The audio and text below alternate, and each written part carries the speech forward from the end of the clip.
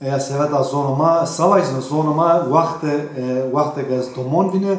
mezi apra persker. Vak apo tu Türkiye zona ya ki nuzona. Ap vak apo kada vak mas musen ama vak ma fara harkedin. Vak ma Türkiye kesi kedin fara harkedin. Ma sonu fara has kedin. Sonu ma değerli sonu ma kıymetiniz. Nika mesela hortum nikayın adamı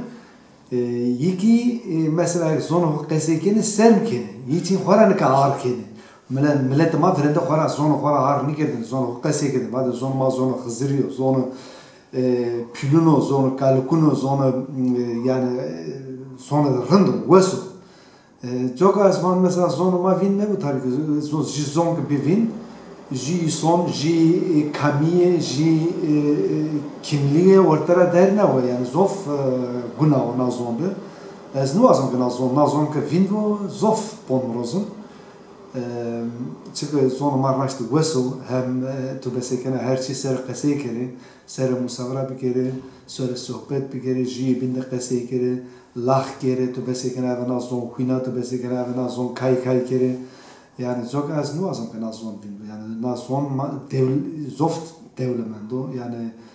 her çıkak mesela yani her müstenera tenem kemiye sta ya çık pesi kerdina radyonu ma televizyonu ma açıyor ama raşt het yani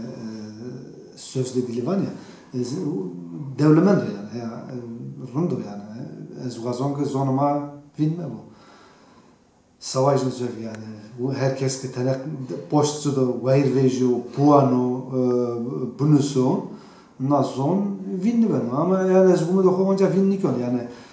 kam vadine ki mesela dese Berlin rejimi kes ümidni geldi Almanı ümidni geldi ama des rejiya Almanya meytihet kültürü ho ama tihet roze tabi nazon maçı benedesto yani tometa ama mesela kesi kemi vazim ha üniversitede ma derse gidamı roze na deso ke maser bio tomet o des çırıjın o des rejim ma zon o onca serbest kesi kemi isalla çeyin ben yani umuduma heni yani ma umudu vara vinni kötü zogana zon müsemme zogana zon kesi kemi Makna zon keseker ne verva zonunu binivinde mi ne zonunu binir kültürünü bin dismenin kemi